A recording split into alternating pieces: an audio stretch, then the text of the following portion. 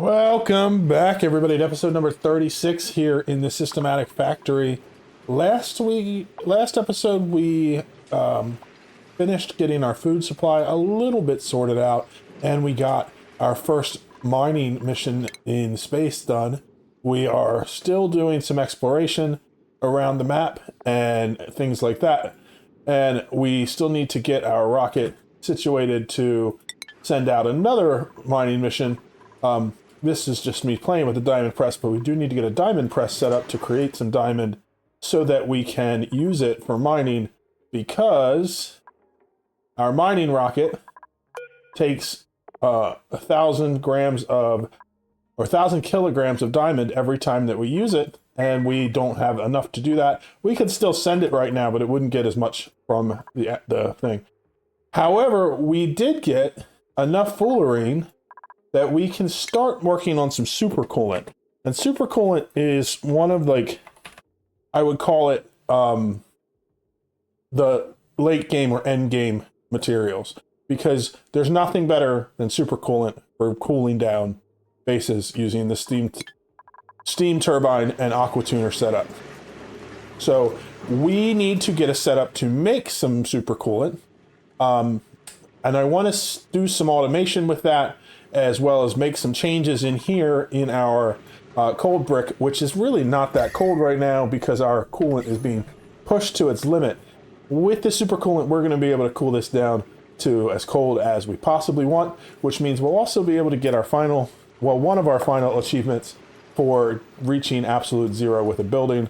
So we're going to do all that and a little bit more today. I'm going to come back once I have some changes made here to start off with our super coolant production.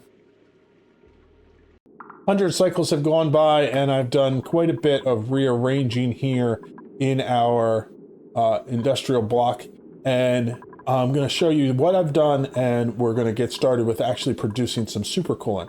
So the first thing I want to show you is that I am working on adding in a block here where I can get a heavy watt conductive wire inside our actual production block.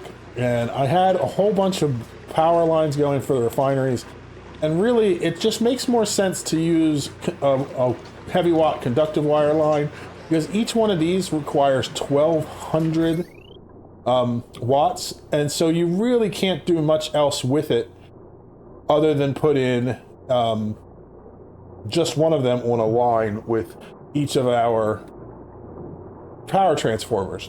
So I'm going to have a power line that goes through here. Our refineries will each connect directly to the heavy watt conductive wire. And it's the same thing with our molecular forge. This one actually takes 1,600, so you can't really add much to that without using this heavy watt line. We basically would have to have one devoted conductive wire line connected to a transformer, connected to this outside of the base, and it just doesn't make much sense. So now we have this power line inside here. We can actually do some things like connecting power generation and power consumption all inside of our cold block here once we get it all set up. So we're still working on making some changes with that. Down here we have some more stuff to work on, but I set up some automation for our ability to access a couple of different things down here. So I want to have petroleum available because it is one of the ingredients here in our molecular forge to make super coolant. And I want to be able to have people come and grab it with a bottle. I also want them to be able to empty it into this system, and I want to have extra storage. And so that's what all of this is for. Let's do a little sweeping up now that we got it finished. Nothing down there, we're good. So the automation is pretty simple. There is two hydro sensors. This one is set to above 500 kilograms. So once we get more in this tank than we can handle, we turn this on and it starts pumping out the petroleum, in this case, from here back up into storage. So that way, if we're emptying using the bottle emptiers around the map and we're sweeping it in here, it won't overflow. It will pump back into storage. This vent is connected to this hydro sensor, and so this says if it's below 450, put it back out. And that way, this line here will always stay between 450 and 500. If it goes too high, it'll start pumping it back into storage. If it goes too low, it will start putting more out so that we constantly have a pool of it here that this pitcher pump can access. And I may change how this layout is done, because after I finished it, I realized the pitcher pump only goes down halfway, so it can't even access the bottom. So we'll move some things around and get this exactly how we want it. But we're doing the same thing here with our supercoolant. We have a bottle emptier that's going to drop supercoolant into here. When it gets to the point where this is full, it'll pump it up into storage so that we can have it stored in case we want to pull it out with a pipe. And we'll have a pitcher pump so that when we want to use it to build things like liquid locks, we can just have a duplicate come in and grab some of it. And that's going to be our setup. Our molecular forge is going to be set to run making supercoolant all the time. And what we're going to do to automate that is we're going to connect an automation wire here. We're going to come up to our tanks. We're going to connect it to the third one because these are daisy chained so that it's like one large tank. So once the last tank gets up to 75% full, that means we'll have 10 tons plus 3/4 of another 5 tons. So that's 14 tons of supercoolant in these tanks, plus all of it that's down here. It will say, okay, we have enough supercoolant, and we'll shut down production here. When this gets low, when we start using it, we'll fire production back up and they'll start producing more. I also want to move down here some storage bins for the things that we need and do a little bit more automation with that. But we're going to at least get this connected so we can start having our duplicates make supercoolant, because our other goal is to do 2 things with the supercoolant. One is to finish the colony achievement for getting a building down to absolute zero, but also I want to start swapping these lines out to supercoolant lines so we can actually start cooling things down. Right now we're like trying to keep up with the heat because we're doing the best we can. Once we get supercoolant in, we'll be able to freeze everything. Supercoolant works incredibly well, and the main reason for that is because aside from the fact that it has a maximum range for coolant, if we look it up in here, we can actually look at it. If I could learn to type, that would be great. Supercoolant has a range that goes from -271, which is the absolute 0 point, all the way up to 436 degrees. So anywhere in that range, supercoolant is fine. It also has a really high stats in specific heat capacity and thermal conductivity. So that means that it doesn't take a lot to change the state of it, but it can hold a ton of heat. So we can pull heat out of the atmosphere very easily with supercoolant, and then we can drop it off somewhere else very easily. And so it makes it so that we can transfer heat and delete it using a steam turbine very, very efficiently. And that's why it is an end game material. So we're going to get the production here going now that we have the automation set up. And all we have to do is set our supercoolant production to forever. A duplicate will come along very quickly to bring gold and set this up. We're going to leave this on 6. So it's a slightly higher errand than just a default errand, but not really high on the priority list. They're going to bring in gold, they're going to bring in fullerene, and then they're going to be able to grab the petroleum from right here, and they'll be able to start production very quickly. And the other thing that's nice is the drop-off point for the supercoolant is going to be right here, which means that when they're done, they can just take it, drop it off, put it into storage, and that will be really, really convenient and easy for us to do. So let's just wait here while Bird Person does our first production. So now we have a bottle of supercoolant. Now we'll have the ability to turn this filter on to supercoolant. We're also going to set this as priority 6. That way somebody will be along very quickly. Oh, I turned my biobots back on because now that actually the biobots don't actually use steel because it takes 300 to make them, and when they die you can recover the steel. I didn't realize that, but I figured I'd turn it back on, let them do some work for us. But we need to change the automation here. So this should be pump out if it's above 500, and this should be below 400.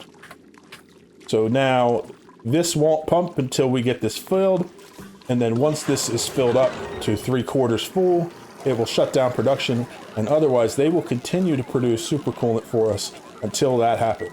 And we have plenty of the resources we need, because the gold coming from our gold volcano, we're up to 158 tons of it. Petroleum, you can see we have a really large tank there. And the fullerene, just from one mining session, we got 1 or 2 tons of it. So every time that we run this machine, we use 1,000 grams of the 2,000 kilograms. So we can run this supercoolant recipe 2,000 times from the one trip out to get fullerene. And every time we do that, we get 100 kilograms. So we will have fullerene for a while. We'll definitely need to go get more, but we'll have enough to last us for quite a while. So I'm going to let them do that and get us some supercoolant stocked up. Once we have some supercoolant, we'll start using it to switch out some lines and do some different things to set up our coolant for the end game setup for our industrial brick here. And we're going to have a really nice cold industrial brick that can do all the things that we need it to do. Now that we've got some supercoolant to work with, we want to switch everything over here in our coolant system to use the supercoolant. But you have to be really careful when you're switching to supercoolant from another coolant, because let's pause this and take a look. This coolant is at 40 degrees right now. That's what it's sitting in here. So even if I pumped it in from here, it'd be 40 degrees. And if I brought that up here and I just swapped out the coolant in here and put in 40 degree coolant, it would take a while for the coolant to reach the temperature that the coolant is set at. And so, like, for example, this coolant is set at 25 degrees. And that's because if we follow these lines, this coolant loop comes up here, it goes through, it cools down our kitchen, it cools down our critters. It also comes back up through here, and it cools down our base so that we can keep our base at livable temperatures. If we were to dump hotter coolant in, it would take a while for it to stabilize, and we would start cooking everything, and things would stop working. For our base, wouldn't be a big problem. A few cycles go through, base would be back to normal. But if I do that, using the coolant line for our deep freezer, and I put 40 degree coolant in there, in the time that it takes for the coolant to get back down to the lower than minus 18 temperature I need to keep everything in here deep frozen, we would lose a lot of food in here. And seeing as we have a lot of food in here that needs to be converted to food to feed to our duplicants in order to keep them from starving, speaking of which, I need to send some food over to Hazardato right now. We would have some serious problems if we just put in coolant and then waited for it to get cooled down. So the first step we're going to do in order to do that is, first of all, I want to change this up. I had put this petroleum in just because it looked aesthetically pleasing, and it was kept some hot fluid in here, so when the water came in, it flashed the steam faster. It's not necessary at all, but it was kind of fun to do. I am pumping this petroleum out. What I did is I just ran a line, comes down here, it goes across here to here and drops it off into our fuel. And I did a priority setup here so that it's using this petroleum that's coming in first before it's using the petroleum coming from our tanks. I could probably make this more efficient, but I'm actually going to be removing this soon, so I'm not super worried about it. For now, our petroleum generators are running, so we have power, and we're burning up this extra petroleum. That also means the petroleum that are in the coolant lines, once I'm ready to put supercoolant in, I can just vent them into this room. This pump will take care of it. I don't need to worry about running lines all over the base for that. What I do need to do is get some supercoolant from here up to here, and I need to get it cooled down to the temperatures I need. For the ones that are close, like I said, this one's at 25 degrees, we keep it. This one we keep colder, but it's not really colder because hasn't been able to keep up with the temperature. It's actually hotter. Putting in 40 degree supercoolant would actually be an improvement over the temperature we have at it now. We're also going to be changing this line, but so this one we can just dump out and put supercoolant directly in. But I need to get a reservoir that has a large amount of supercoolant that's already at minus 25 degrees before I feed it into this system so that we don't lose temperature. in our deep freezer. So first thing I'm going to do is swap out this line that cools down our steam turbines. That also means these experiments with these conduction panels are going to go. These did not really do much here. It worked about the same as having pipes there. Conduction panels were really useful when we use them in a vacuum, which is what they're intended for. But we're going to rip those out, set up this area to be much more efficient cooling, probably change the way we do some of the piping here. And while we're doing that, we're going to swap this coolant line out, super coolant, so that we can cool down these steam turbines so that they will run much, much more efficiently. That's the first step that we're going to do. So I've done some changes here. I've gotten some super coolant run up here to where this tank is, and I am now emptying this line out. I took out those conduction panels, and we're emptying the coolant out of this system. This will be resilient enough that it can stay with some downtime long enough for me to get this reconnected and get super coolant in it. So we're just waiting for this to drain out. I'm dumping all the coolant from that line straight into this pipe that's going down to our petroleum generator. Okay, it looks like we got that finished. So what I'm going to do is disconnect this here, and I'm being this one I'm being a little more aggressive with because I don't want to have to be baby getting the super coolant and the petroleum go different lines. Later ones I'll have to be a little more careful to make sure that I'm keeping as little downtime as possible to keep that temperature, but this one will be fine. So I'm reconnecting this bridge so that the loop will go around. I'm going to be making some changes to this loop to make it work a little better than I had it. So now the line is completely empty. There is no coolant in this tank. So what we can do is we're going to put coolant going in. So the coolant's coming through at 38 degrees. It's coming down here. I only have one of these aqua tuners set up to do it. So it is cooling it down to 24 degrees. And now it's coming through.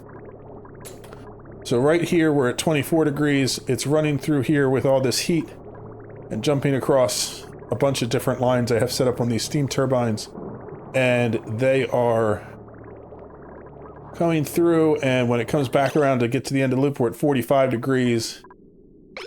And now we're going to come back across all the way again, and we'll be going back in, and we'll be going into the tank up here.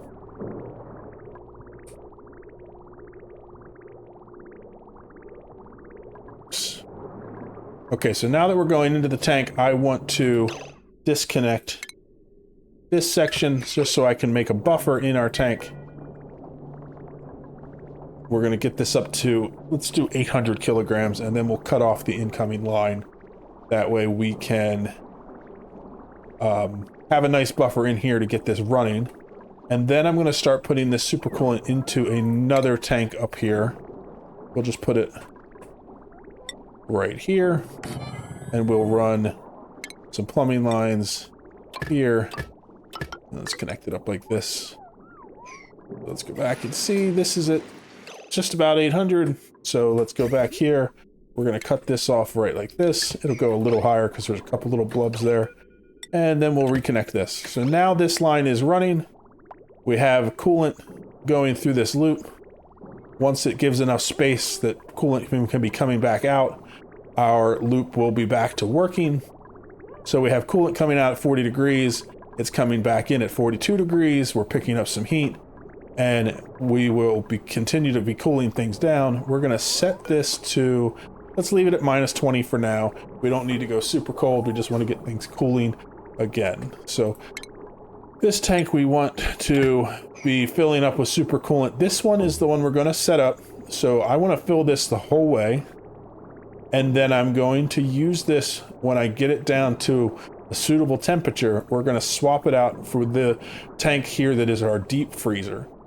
Now that one is the one that I'm going to focus on first, because this is the one that is it's really important I don't have any downtime, because if I do, we're going to lose a whole bunch of calories of food that we can't really afford to lose because our food system is not 100% right now. We're not making more calories than we're able to consume, so we need that backlog to get us through enough cycles for us to fix that problem. So we're going to let this fill up. We're going to let this cool down.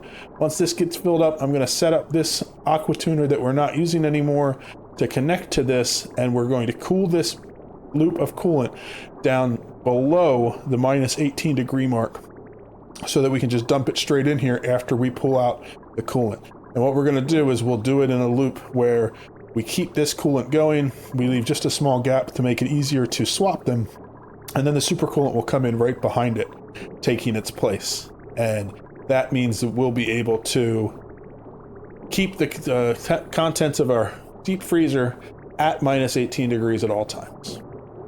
I'm still working on making some changes to our lines and stuff here, but I just wanted to show you just how much more efficient supercoolant is. I was having trouble keeping the heat down on these steam turbines, and they were not even running at like 50% uptime. Now I have 4 of them running consistently, absorbing steam, and I have them down to minus 2 degrees already. I have this set down. I decided that this line is going to be set at minus 200.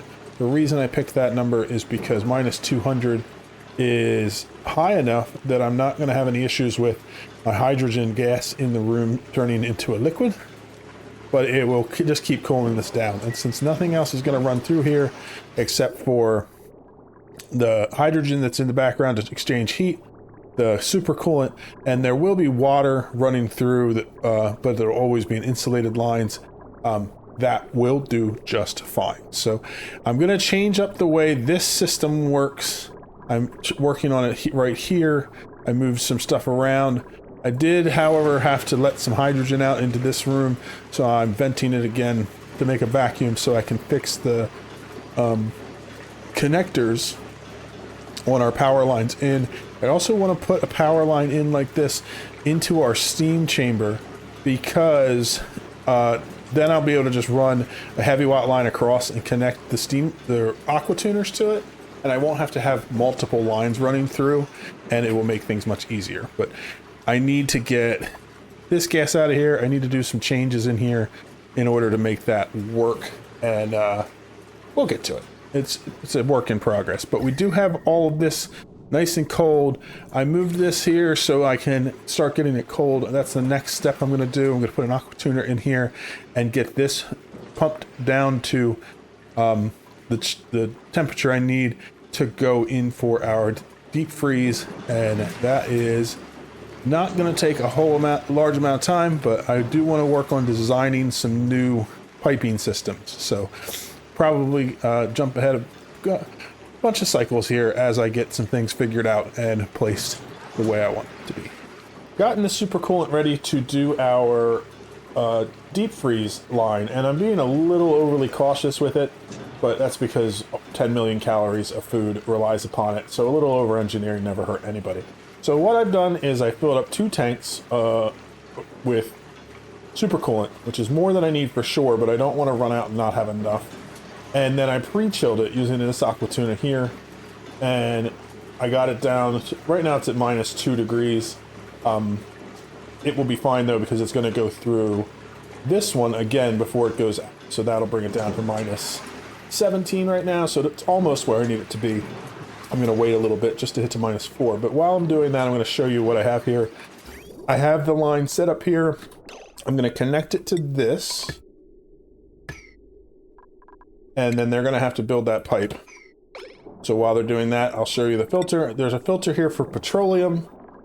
The petroleum will be for when the loop comes back around. Any petroleum that comes through will get sent through this pipe and down here and into our line that goes into our petroleum generators and burned off to get rid of it.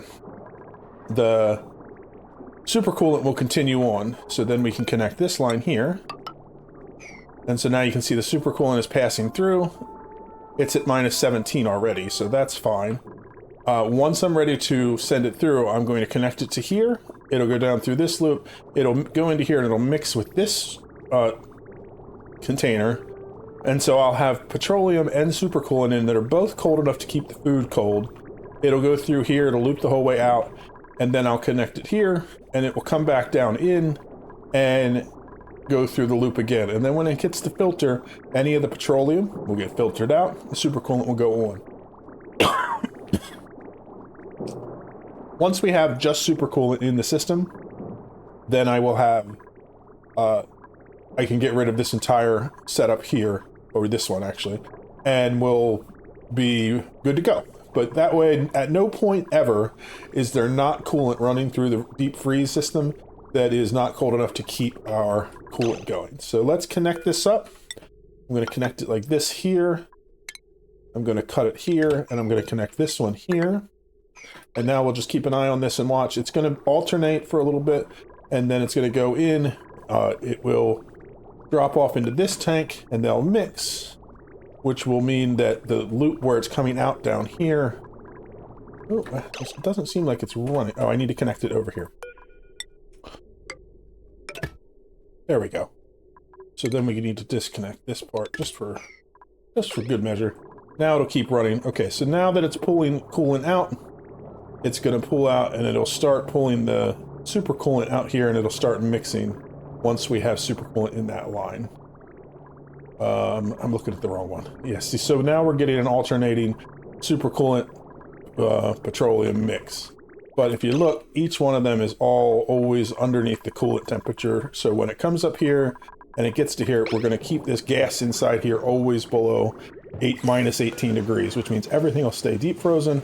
I won't lose any of these calories, and we will be good to go, which is good because my food situation is okay, but it's not perfect. So in fact, I need to check out, I've been sending food over here. I'm up to 881, which is another 110 cycles, or actually no, there's only 7 people over here, so that's 120 cycles worth of food stockpiled plus what's in the lines. So we're good. I'm going to turn this off for now. We're going to work on shoring that up so we have a better, more stable food supply, but for now we have at least a couple hundred cycles before we're going to have any issues, and we can just let things go. So let's check back in here and see how this line's going. Okay, so... Okay, we're actually getting to the point where the petroleum is being pulled out, which means for a little bit we're going to get...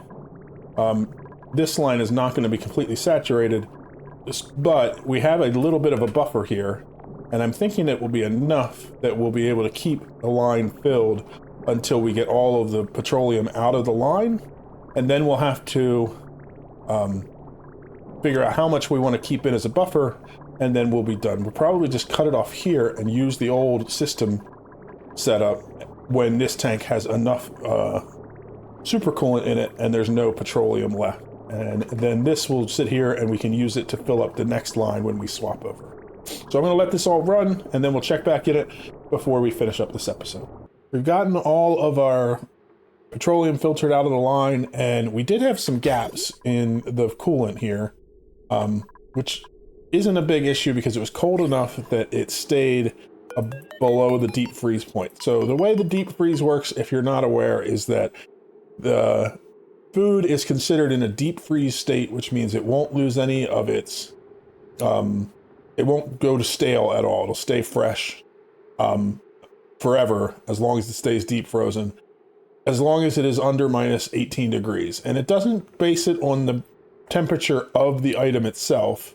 It bases it on the temperature of the gas that it's sitting in. So this carbon dioxide here is at minus 22 degrees, never dropped below minus 18.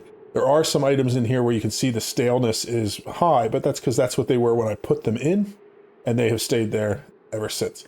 I do have systems to, if anything ever does become rotten, it takes it out so that I don't ever have any issues with gas, but there's only one gas in here and you can't change it anyway. So it's all set. You can see the metal tile underneath here also is at minus 22 degrees. So this stays nice and cold. I now have the coolant is coming back through and filling the line back in because the line is saturated. I need to get this tank back up to the buffer that we want, and then we'll cut it off and put it back to where it was. So what I'm going to do is I'm going to set this here, and I'm going to cut off the bypass back to the old system. So now it's going to be putting in one from the buffer and one from here, and this tank should fill up with extra super coolant because we're putting in more than we're taking out. Actually, I think what I'm going to have to do is cut that there for a second just to get it filled up. But for now, we're going to just get the line filled Okay, so now we've got to the point where we have backed up the line. I'm going to cut it here. I'm just going to let this cold supercoolant sit in there. We're going to double check to make sure this isn't heating up. And it won't, because there is cold coolant just sitting there on top of it. It'll heat up just slightly because we're putting in more things in there, but we have a 7-degree window there. And so we're just running this long enough to get our buffer tank up. I'd like to keep it at least 800 kilograms because that kind of evens out any temperatures, but we're getting there very quickly. Okay, 700, 800. So we can cut this off and reconnect the old line. And now this system will dump all the supercoolant back in. I'm actually going to connect this line here. I'm going to remove this bridge. And that means we'll be able to just dump that last little blob into there. Assuming somebody comes along to deconstruct my bridge for me.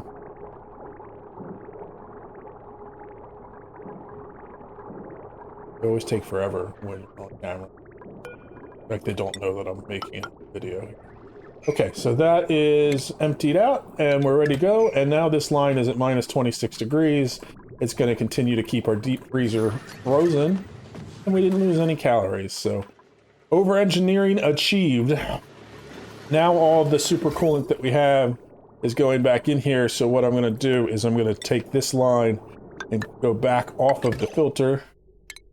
We can dump it back in. This line will empty back out, and we will have supercoolant sitting in here.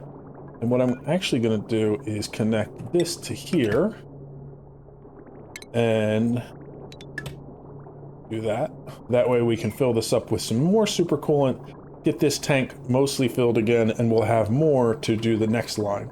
And you can notice, if you notice here, we started with 9,500 kilograms of supercoolant, and this tank has a lot less than that in it. That's because we needed to fill this whole line up to here, and that's why I wanted to have such a large buffer tank, so that I didn't accidentally not have enough supercoolant, and then we would have a gap in our cooling, which could cause problems with our food system.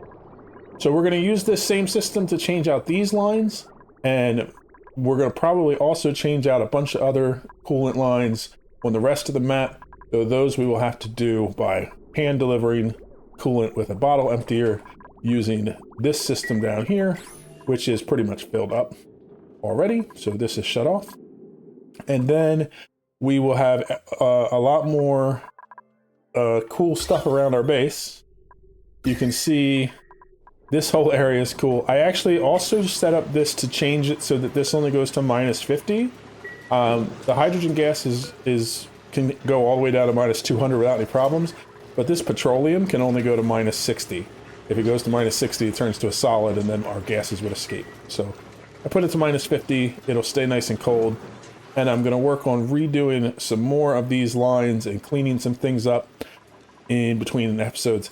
I've reached the point where we're getting really close to the end, so I want to go and clean up some of these systems so that they are a little more polished, so that when I do the final world download for you guys to play around in the map, it is as lag-free and nice as I possibly can get it. But for now, we're going to call it a day, and I hope you enjoyed this episode, and we'll see you in the next one. Bye-bye.